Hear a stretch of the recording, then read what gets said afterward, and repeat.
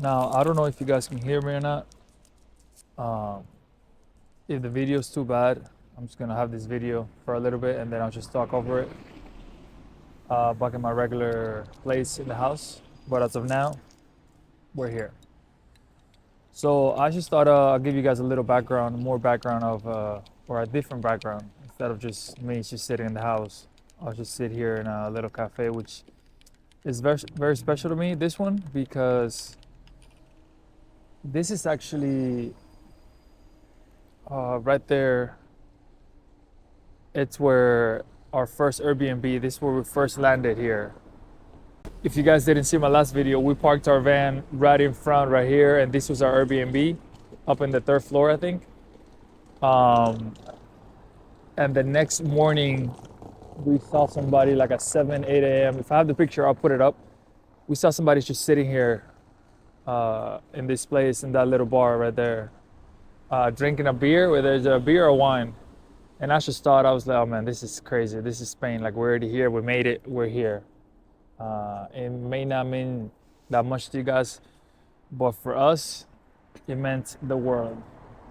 Our journey was over. The next step was to find an apartment, and that's what this video is going to be about.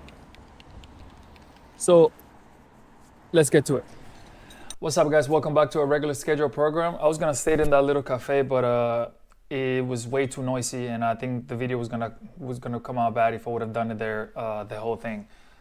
Plus the lighting was bad. It wasn't that much lighting, so as you saw, it was very dark. But anyways, we're here. Welcome back. My name is Abel, and this is Starting Over in Spain.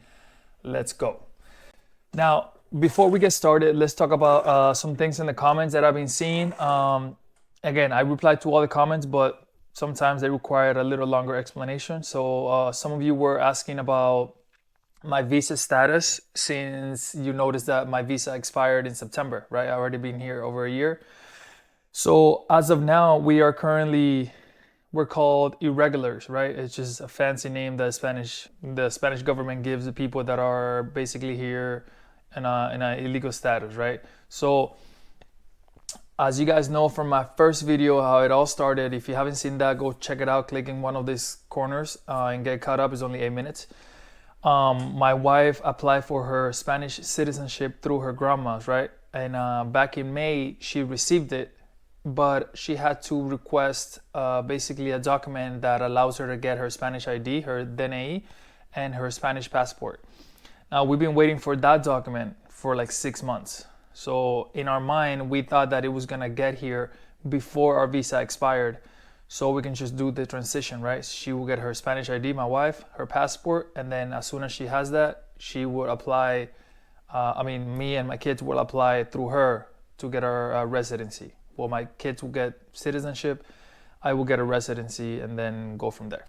But that hasn't been the case. We're still waiting. So as of now, we're illegals. We're just here illegally, right? So I actually wanted to go back to the States for a visit because I needed to do something. I needed to take this test in school that has to be in person.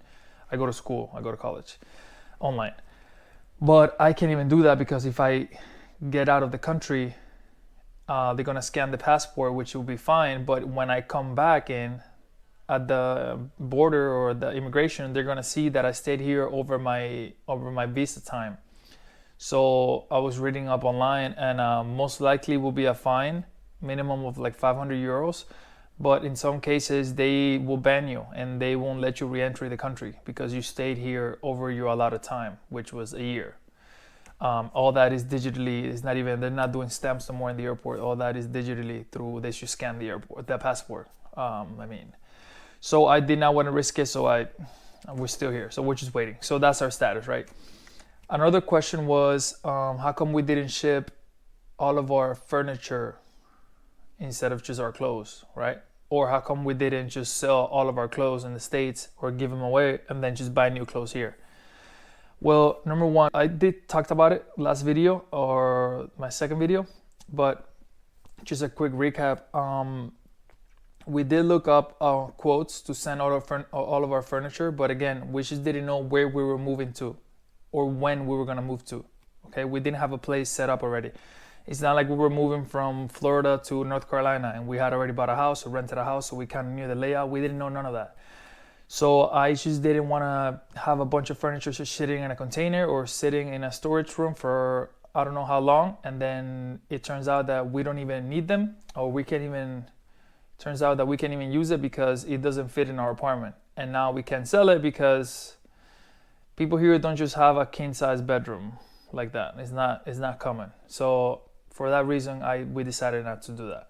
And as far as the clothes, it's not as easy as you guys think just to throw away all your clothes from basically your whole life. There's a lot of memories there, especially for my wife. It was hard enough to throw away half of our clothes because if not, we would have come here with like 20 luggages. Things add up, guys. I know you guys don't think so, but if you start emptying everything from your closet, you're gonna see that you have a lot more than you think. And again, I'd rather just pay $100 for an extra bag, right? And have 50 pounds of clothes than just to come over here and buy 50 pounds of clothes, which believe me, it will be as cheap as it is here. It will be way more than $100. So that's that. Another thing was they were asking me in the comments to talk about how my kids adjusted to the schools and for them not knowing Spanish, how was their shock going into schools, and I'm gonna talk about that in another video because that is a longer conversation. So stay tuned for that. All right. So we got the comments out of the way. Let's go to our topic at hand, which is finding our apartment here in Spain. How long did it take? What was that process like? And all the challenges we faced. So let's get to it. So as soon as we realized that we wanted to move to Zaragoza, that Zaragoza was the place for us, we started looking at apartments and we started emailing and texting through WhatsApp all these different real estate companies of floors and apartments that we liked, right? We didn't hear, it was crickets. We didn't hear anything back. It took, the people who did answer like a month or 2 months after, and they just said that we can't help you with that. So basically what we're saying is, we're a family of 4. We're moving from South Florida to Zaragoza. We're coming here on a visa. We have a pension. We have, the sufficient amount of money to rent out a place. So that's what we were saying, and we were not hearing anything, right? So we really didn't think that much about it because in our mind, and this is where the mistake begins to pile up, right? The first mistake was in our mind, we just assumed that since we have a visa, which is the non-lucrative visa, which basically is saying that the Spanish government vouches for your financial means, right? That you have enough money to cover yourself and your family for 1 whole year without working, right? Now, I'm not expecting every Spanish citizen to freaking know that rule, know that visa, because, that's very specific. But a quick Google search will tell you everything you need to know about the visa. And it will show you that the Spanish government sees basically all your life, all the accounts, all the bank statements, all your properties, and they approve that you have enough money to, again, sustain yourself and your family for 1 whole year. So that's what we're thinking, right? We're thinking, okay, it's not going to be that hard finding an apartment, even though we're not working, because, again, we have this visa. That was our mentality. So even though we didn't hear anything back for all that time when we were in the States, we didn't freak out, right? So we got our Airbnb for 1 week. We were like, okay, 1 week is plenty time to find an apartment. So we left Miami September 5th, 2024. It was a Wednesday. We got here September 6th, 2024 on a Thursday.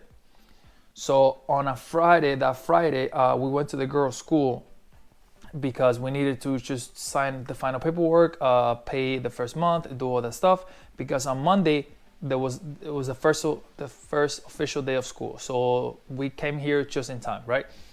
So that weekend, even though we started looking at apartments and started again texting people, we really didn't hear anything back, or the things we heard, we were just like, no, we really can't help you with that. If you don't have a job, it's gonna be hard. But again, we really didn't think that much about it until Monday, because we were like, you know what, let's just take this weekend to chill. We've had a very stressful last few months. We finally made it. We're here. We're in the Airbnb. We're living out of our luggages, and we're like, you know what? Let's just wait until Monday, until the girls are in school, so we can just be, me and my wife alone.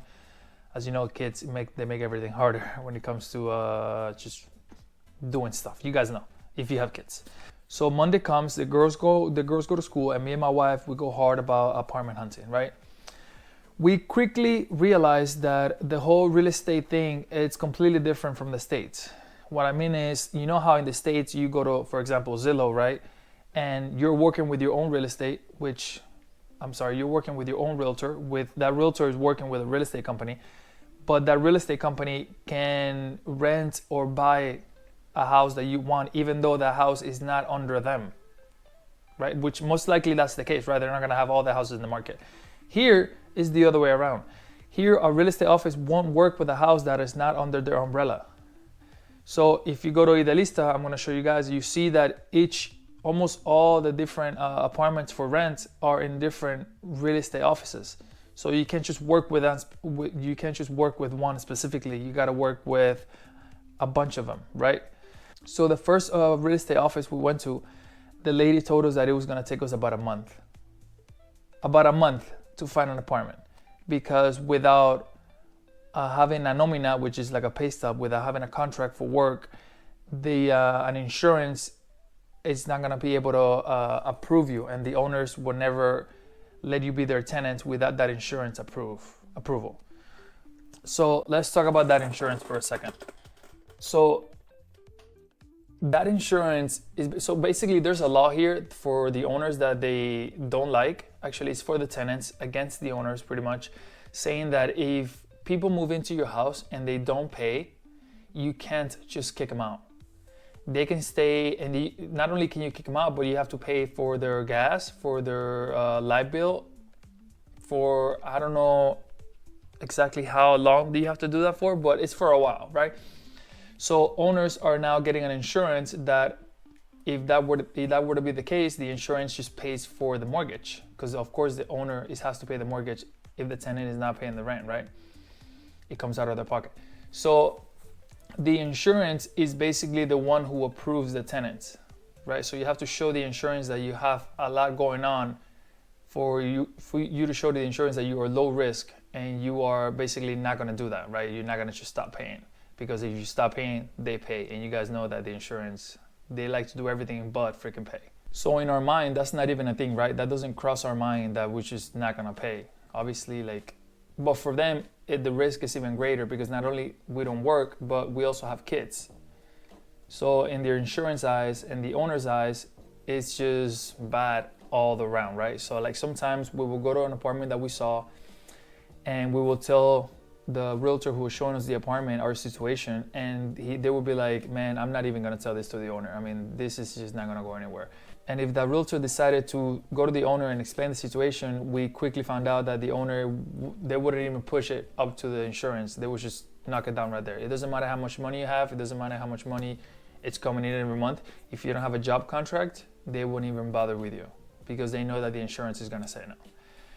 So this is all Monday, Tuesday, and now this is where we're starting to freak out a little bit now, right? My wife a little more than me, because to be honest, myself, I try my best not to worry about things I cannot control, right? Don't worry about things you can't control. That's what I try to live by. But of course, it's not a black and white line, right? There are times that you have to worry about things you can't control. Like this time, you can't just say, oh, I'm not gonna worry because I can't control if we get an apartment or not. Obviously, you have to worry about that, right? So even though I was less worried than my wife, we were still kind of freaking out a little bit.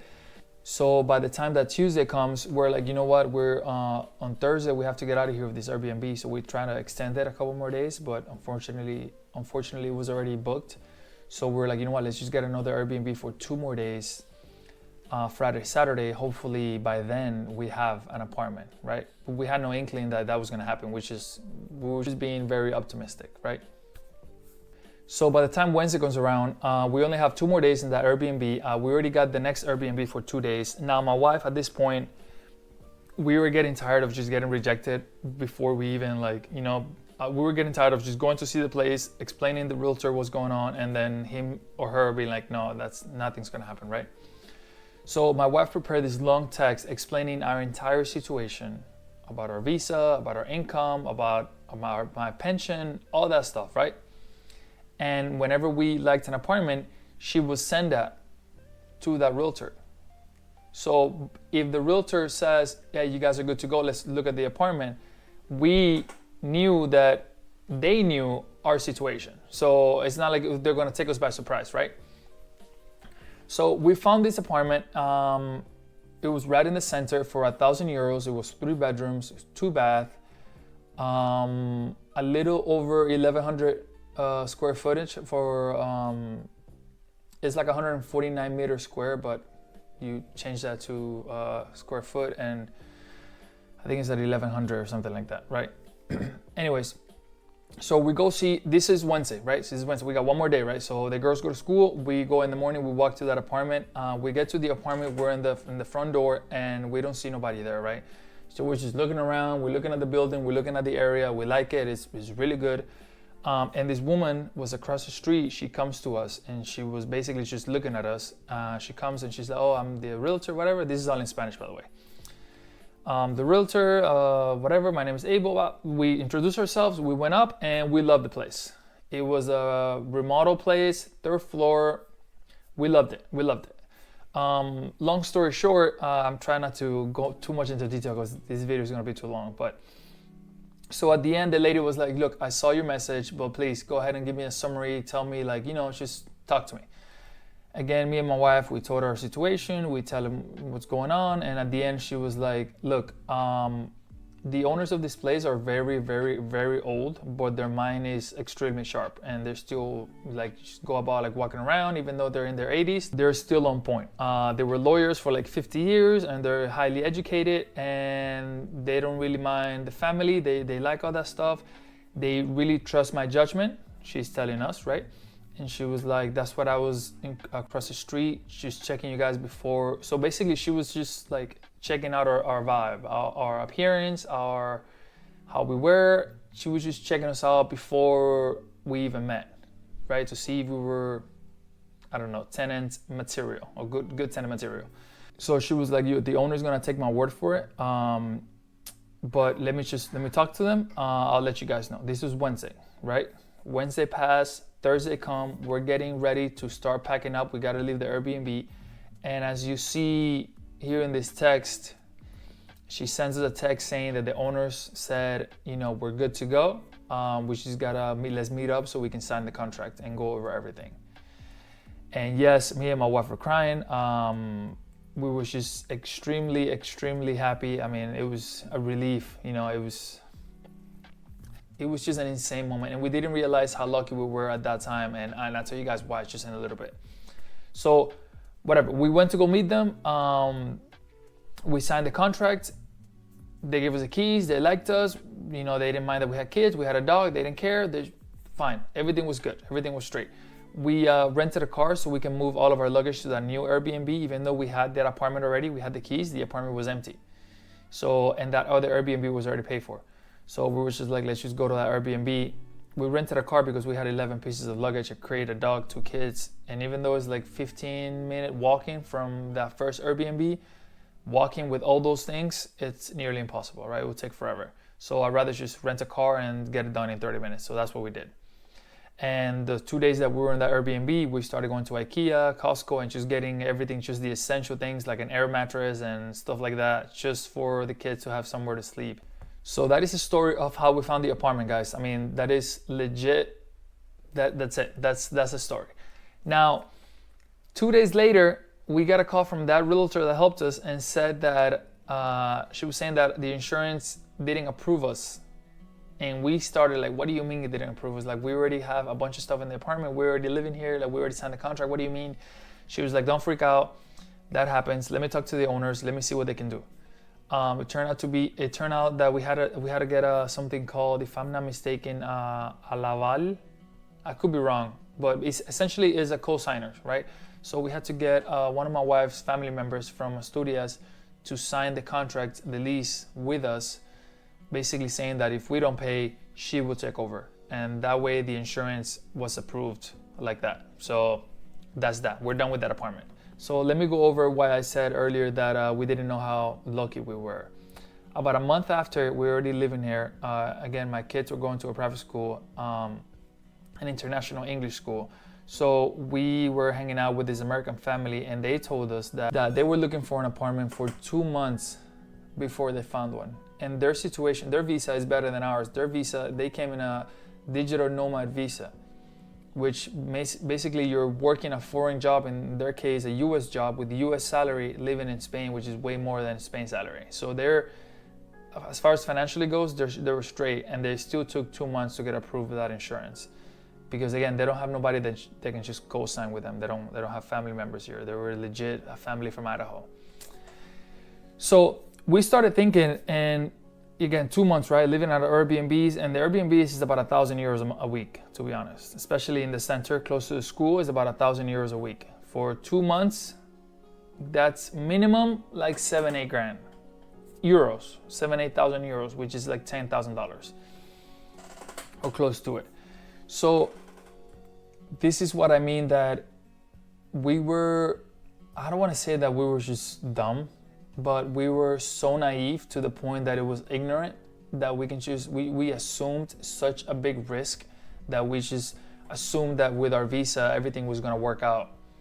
We moved our entire family and our life pretty much here without a place to stay. If we hadn't found that realtor that helped us with those owners, they took a chance on us. If that would have happened, we would have been in the exact same situation of our other friends that been here for a month, maybe 5-6 weeks. We would have run through the savings or be in even more debt. We started thinking about all the bad things that could have happened, and man, we realized that we were extremely lucky, extremely grateful, and an advice to whoever is planning to come here to really do the research as far as how easy or how hard it will be for you in your specific situation to rent a place. Because look what happened to us. We were so lucky, but look at them. They were not so lucky, and they were, again, had a better visa than us. So that's it, guys. That's our story of how we found our first apartment, our only apartment here. We're still living here. We've been here for more than a year. We hadn't had any issues. My next video could be about, it could be a couple things, but I think my next video will be about our monthly cost. Like, what are our monthly bills? How much should we spend on food, light bill, phone, our monthly cost. So if you are planning to move out here, you guys get to see how it differs from us. Remember, we're a family of 4 and we live in Zaragoza. So we're not a couple and we don't live in Madrid. So just take what I give you with a grain of salt. You know, it just apply it to your situation. But that's it, guys. Thank you so much, man. I was doing a little bit of research on the YouTube algorithm to see, you know, to help me grow the channel and reach out to more people. And one of the main thing is to, guys, if you guys can leave a like.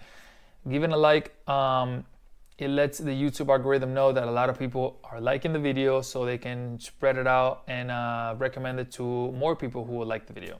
So give it a like, subscribe, shoot me a comment. You guys know by this point I answer to almost all the comments, and that's it. Now, last thing, I'm gonna do on the 11th is Veterans Day. On November 12th, I want to do a live stream going over the visa, every step, every requirement, and answering any questions about anything, about the entire move, about whatever you guys want during that live stream as I go over the steps. I want to do it on the 12th at, let's see, 6-hour difference, so my 10 will be your 4, at 4 p.m. Eastern. I want to do a live stream November 12th, Wednesday at 4 p.m. Eastern time. Now, by the time that this video is uploaded, you will see a pinned comment with that info. If you don't see the pinned comment, then that means that for some reason, I can't do the live stream. So let's see, let's hope so. So that's it, guys. I'll see you guys in a couple of weeks with the next video, and I hope you guys like it. Again, thank you, and deuces.